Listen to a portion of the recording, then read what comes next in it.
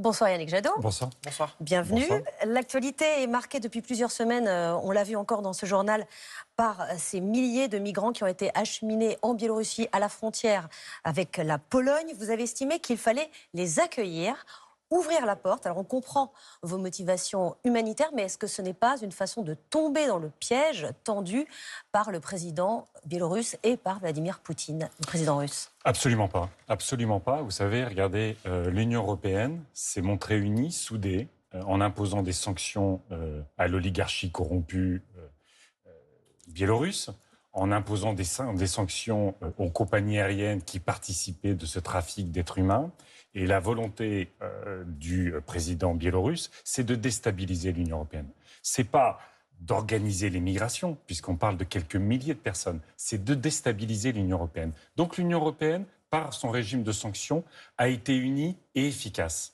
Là où elle perd toute morale, là où elle rompt avec les valeurs de l'Union européenne, c'est qu'elle laisse des femmes, des hommes et des enfants mourir de froid dans les forêts biélorusses. Elle essaie d'organiser le retour, elle demande au président Loukachenko, aux autorités biélorusses d'organiser le retour de ces migrants parce qu'elle craint que demain ce ne soit pas 3 000 ou 4 000, mais 10 000, 100 000. On parle de quelques milliers de femmes, d'hommes, d'enfants qui aujourd'hui sont en train de mourir dans la forêt biélorusse. Hier, vous avez vu ces canons à eau en train de refouler ces migrants. Ceux de l'armée polonaise. Ceux de l'armée polonaise. Des canons à eau. Ça veut dire que ces personnes-là sont trempées et sont dans des forêts à 0 degré. Est-ce qu'à un moment donné, l'Union européenne ne peut pas affirmer ses valeurs, de dire il y a quelques milliers de personnes, on les accueille, on les soigne, on les sauve, et puis après, on applique les règles de l'asile. Les personnes répondent à l'asile, elles sont accueillies. Elles ne répondent pas à l'asile, elles seront évidemment accompagnées. Yannick Jadot, même si le président russe Vladimir Poutine dément, on sait qu'il instrumentalise cette crise à la frontière. Souvenez-vous, en 2014, en Crimée, il avait aussi joué avec les nerfs de la communauté internationale en annexant cette région. Vous président Yannick Jadot, vous faites quoi face à Vladimir Poutine? Mais il faut que l'Union européenne traite Vladimir Poutine à l'échelle de l'Union européenne. Les erreurs commises, y compris par le y compris par le président Macron, ça a été d'essayer d'entretenir une relation particulière avec Vladimir Poutine. Si on veut traiter la question de Vladimir Poutine, on arrête d'être aussi dépendant de son gaz. Vous avez traité des questions de pauvreté, de précarité énergétique, de factures énergétiques qui explosent. Le meilleur bouclier énergétique pour les ménages, c'est isoler les logements. Le meilleur bouclier politique vis-à-vis de Vladimir Poutine, c'est d'arrêter d'importer son gaz. Mais encore une fois, vous vous rendez compte, il y a 5 ans, tous les responsables politiques européens se moquaient de Donald Trump, candidat à l'élection américaine, disant qu'il allait faire le mur entre les États-Unis et le Mexique. Et aujourd'hui, vous avez la plupart des dirigeants européens qui, d'une façon totalement cynique, acceptent qu'on fasse des murs, des barbelés, des miradors pour des femmes et des hommes qui essayent de sauver leur vie. Je trouve ça profondément indigne. Et on le voit dans le débat politique français. Regardez les Républicains. Regardez Zemmour. On va atterrir sur le cas français. Alors, il y a quelques jours, Julien Bayou, qui est le secrétaire national d'Europe Écologie, je ne vous l'apprends pas, a estimé qu'il fallait régulariser tous les sans-papiers au nom d'un enjeu de dignité humaine, je le cite. Est-ce que vous partagez ce point de vue qui est quand même relativement risqué d'un point de vue électoral?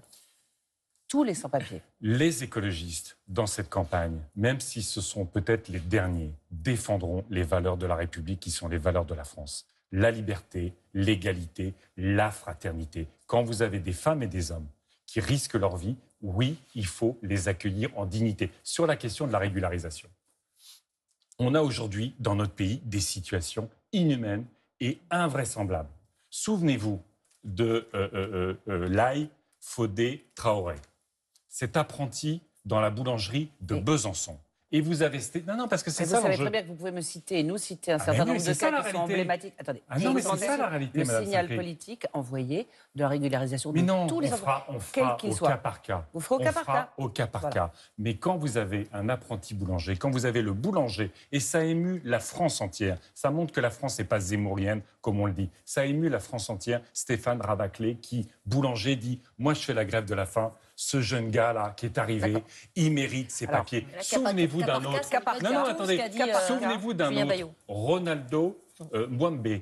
Il est congolais. Non, mais on va pas tous parce qu'ils ont fait l'actualité. Ils ont fait l'actualité et ça émeut les Françaises et les Français, ce qui veut dire qu'il faut le faire au cas par cas. Il est assistant de vie dans un EHPAD. Le cas par cas, il y a eu une mobilisation pour qu'il soit régularisé. Combien de femmes de ménage et d'ouvriers du bâtiment qui sont aujourd'hui sans papier, qui travaillent? Ce que je veux faire, c'est rendre des situations où les personnes ne sont plus expulsables et ne doivent plus expulser. Il faut régulariser ces personnes. On a compris cas par cas contre toute la régularisation.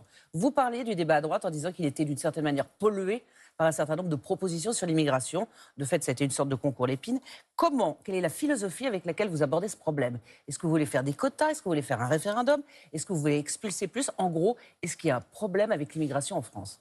Mais moi, je ne vois pas de problème avec l'immigration en France aujourd'hui. C'est la question. On a les réfugiés. Ça relève de notre devoir d'humanité, ça relève de nos obligations au regard du droit européen, au regard du droit international. Il y a le regroupement familial. Ça relève de nos obligations humaines, ça relève de nos obligations au regard du droit international. Quand j'entends la droite dire on va réduire de 2/3 le regroupement familial, qu'est-ce que ça veut dire? Vous savez, le regroupement familial, c'est la famille proche. C'est pas votre cousin, c'est vos enfants, c'est votre femme. Donc en fait, quand on écoute les Républicains, on prend un enfant sur 3. C'est totalement absurde. Et puis il y a l'immigration économique. Moi, j'aimerais que les candidats républicains nous expliquent, les républicains, parce que je pense qu'ils n'ont plus grand-chose de républicains, nous expliquent comment on fait avec les 30 000 médecins migrants qui font tourner l'hôpital public aujourd'hui, avec les 40 000... Non, c'est trop facile. Parce qu'en fait, c'est toujours... Les quotas par nationalité ou métier, ça peut régler la... C'est toujours, au fond, des généralités qui n'ont rien à voir avec la réalité. Non, mais la plupart des pays veulent choisir aussi l'immigration professionnelle qui rentre dans leur pays. Ça, c'est pas... Quand on a 40 000 infirmiers qui font tourner l'hôpital public, on fait quoi? On les renvoie aujourd'hui, dans la situation. Donc, il faut une politique migratoire européenne. C'est par l'Europe qu'on construira notre responsabilité, y compris en tenant nos obligations et pour éviter d'être entre les mains des dictateurs et, à la fin, aborder les mêmes comportements des dictateurs, des murs, des barbelés, des miradors. L'épidémie de Covid a accéléré certaines mutations de la société et de l'industrie. L'automobile est en train de se convertir à la vitesse grand V à l'électrique. Vous y êtes favorable, je crois. L'œil du 20h22, a relevé que ça n'a pas toujours été le cas. L'œil adore les revirements. Lila Vellini. Yannick Jadot, lors d'un débat à la primaire écolo, vous avez exprimé une position très claire sur le développement de la voiture électrique en France. Tout le monde sait que pour l'automobile, je ne parle pas de l'ensemble de la mobilité, il faudra passer à l'électrique. Il y a 11 ans, pourtant, vous étiez l'invité de France 3. Et votre position était tout aussi claire, mais à l'opposé. Très clairement, ce n'est pas une voiture propre. L'électricité ne vient pas du mur. Produire de l'électricité dégage du CO2, dégage de la pollution. C'est une énergie sale. Donc là, pour le coup, ce ne serait pas très écolo. Le Yannick Jadot d'aujourd'hui souhaite fabriquer les batteries des voitures électriques en France. Est-ce qu'on va laisser les Chinois qui investissent massivement être les seuls producteurs de la voiture propre? Le Yannick Jadot d'il y a 11 ans, lui, ne croyait pas à ce marché. Quand le patron de Renault dit on va faire 10% du marché en 2020, il n'y a pas un expert qui confirme. Vérification faite auprès de Renault. Les voitures électriques représentaient 8,7% des ventes en 2020. Et si on compte les hybrides, c'est 13%. Bien loin de votre estimation à 1 ou 2%. Alors, monsieur Jadot, elle est écolo ou pas, la voiture électrique? Alors, monsieur Jadot. 10 ans. Et donc ça montre, vous savez, ce qui est extraordinaire, sur tous ces sujets d'énergie renouvelable, de voitures électriques, c'est la capacité d'innovation. C'est à quelle rapidité, aujourd'hui, les coûts de production sont en train de s'effondrer et que l'efficacité de ces énergies ou de ces motorisations se renforce. Donc elle est écolo. Il y a des problèmes aussi. Parce que ce que je disais sur la source de l'électricité reste vrai. Si votre voiture électrique est alimentée avec des énergies renouvelables, c'est très écolo. Si votre voiture électrique est alimentée avec de l'électricité faite au charbon, c'est très polluant. Donc l'argument reste exactement le même. Sur le sujet, ça montre bien, surtout avec le temps, qu'aucune énergie est totalement verte et que c'est difficile d'être cohérent sur la durée quand on parle d'écologie. Alors, la voiture électrique, c'est pas une énergie. La voiture électrique, c'est une motorisation. Quand on parle de la motorisation, bien évidemment. La question, c'est quand vous pluguez, il faudrait bien qu'on installe des bornes de recharge, d'où vient votre électricité? Si c'est en Pologne, c'est très lié au charbon. Et donc, ce que je veux, c'est qu'une voiture électrique, évidemment, avec des énergies renouvelables, comme l'hydrogène. Il faut que ce soit un hydrogène vert. Mais ce qui est passionnant, encore une fois, c'est que, et je défends là une usine qui est en train de fermer, l'usine de Ferropem de Châteaubriant. J'en ai déjà parlé chez vous.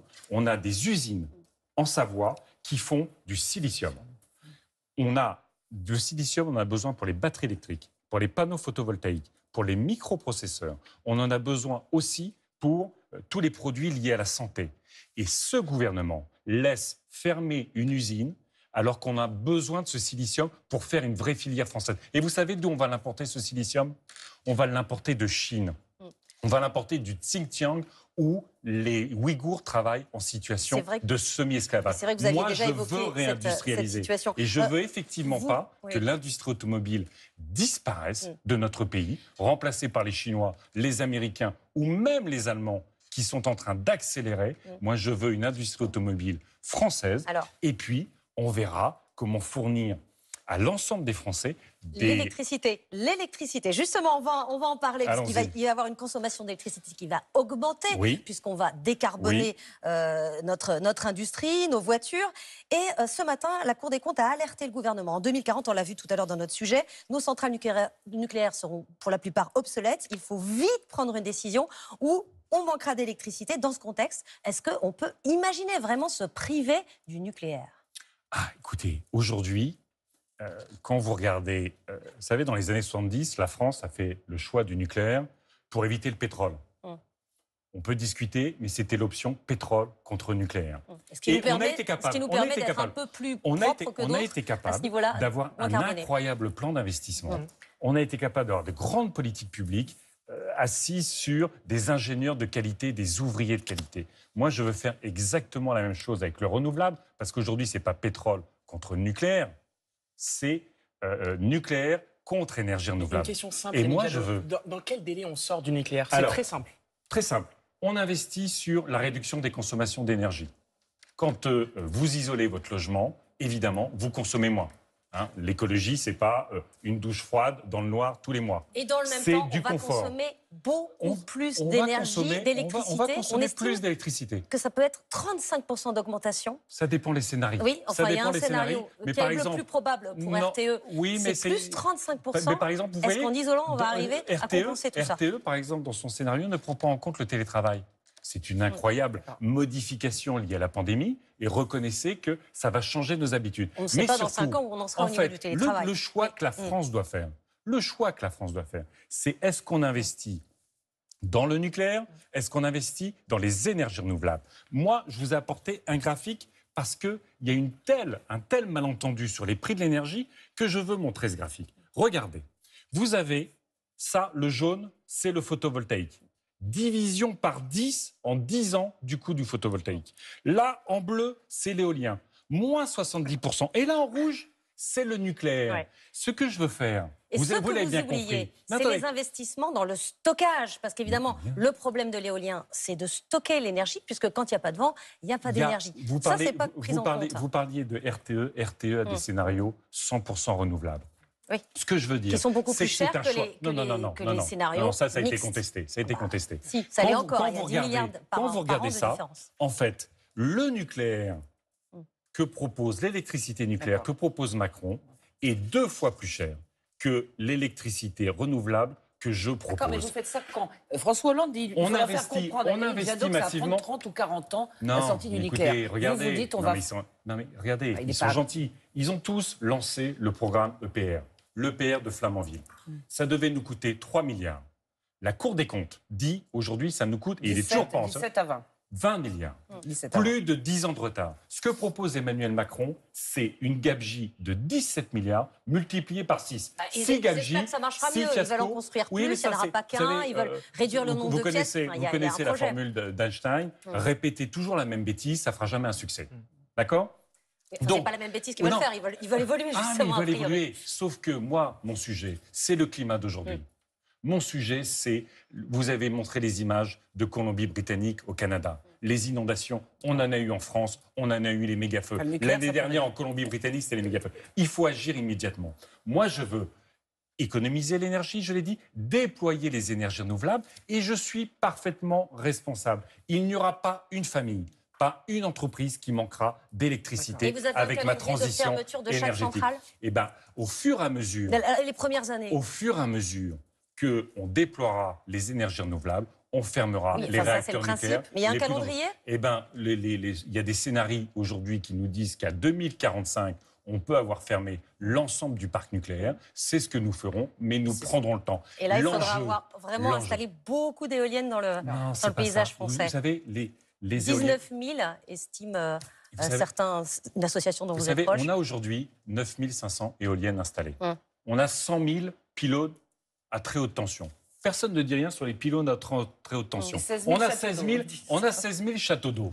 Non, mais c'est important. Ça fait moins de bruit. Ça fait moins de bruit. Mettez-vous sur une ligne à très haute tension, il n'y a pas d'enjeu. Je connais les lignes. Si on met les éoliennes les plus performantes aujourd'hui, pour tripler notre capacité de production électrique en éolien, on passe de 9 000 à 12 000. Non, mégawatts, 19 000. C'est ça l'enjeu. Mais moi, je travaille avec les professionnels. Et puis, les énergies renouvelables, c'est l'hydraulique, c'est la géothermie, c'est le photovoltaïque. Autant de filières qui peuvent créer énormément d'emplois sur nos territoires. Mais la première filière dans ces scénarios, c'est l'éolien. Le nucléaire d'Emmanuel Macron n'est pas simplement 2 fois plus cher que les énergies renouvelables que je défends. Mes énergies renouvelables créent 3 fois plus d'emplois. 3 fois plus d'emplois. Pour appliquer votre programme, il faut être élu. Pour l'instant. Oui. Alors voilà, c'est un poncif. Ça m'a pas échappé.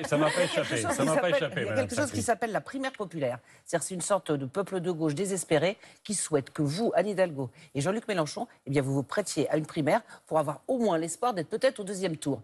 Qu'est-ce que vous répondez à cette France désespérée qui voudrait que les socialistes sortent des mauvais sondages, ou du moins soient unis? Vous ne comprenez pas ma question? Les socialistes, les Verts et... Je comprends votre question. Je suis issu d'une primaire écologiste. À gauche, on est le seul mouvement politique qui a désigné, en ayant un débat transparent devant les Françaises et les Français, qui a été arbitré par un vote. Ça, c'était entre vous. On est les seuls. On est les seuls. Aujourd'hui, et vous savez qu'au printemps dernier, j'ai tendu la main et j'ai réuni l'ensemble des responsables politiques de gauche. Moi, je garde la main tendue.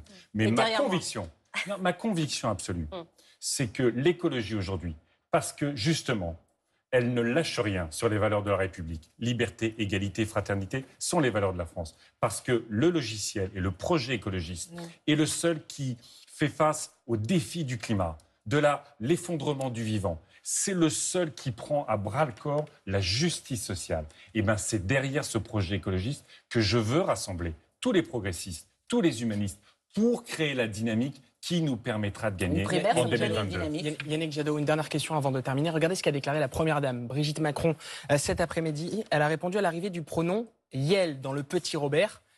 Elle a déclaré « La langue française est si belle et 2 pronoms, c'est bien ». D'accord, pas d'accord, Yannick Jadot? Écoutez, moi, je connaissais pas Yel, pour vous dire la vérité. Donc, c'est très bien qu'on ait débat sur quelque chose qui n'est pas utilisé dans la langue française. Mais on a tous quelques rudiments d'anglais. En anglais, quand vous parlez d'une personne qui n'est pas définie, vous dites « he or she »,« is or her ». C'est-à-dire qu'à chaque fois, vous citez la possibilité que ce soit la femme ou l'homme. Et je trouve qu'il faut qu'on continue. Il faut continuer. Vous savez, mais franchement, sur la question, vous avez vu le rapport qui est sorti aujourd'hui. 4 femmes victimes de violences sur 10 n'arrivent pas à trouver un hébergement de secours. On a 94 000 viols dans notre pays tous les ans. des centaines de milliers de violences conjugales. Est-ce qu'on peut, à un moment donné, s'intéresser à la réalité des choses? Nous, on veut une justice, une police spécialisée. Nous, on veut 1 milliard pour traiter des violences conjugales. Et vous savez, ce que je propose, autre. Oui, la prochaine fois que vous viendrez... Ah non, on a fini. On a fini. Quand c'est fini, c'est fini. Le système à l'islandaise pour garantir l'égalité des salaires dans les entreprises et le système à la mexicaine dans l'Assemblée nationale que nous porterons. Il y aura 50% de femmes et 50% d'hommes. Merci beaucoup. Ça, c'est important. Yannick Jadot, merci Nathalie.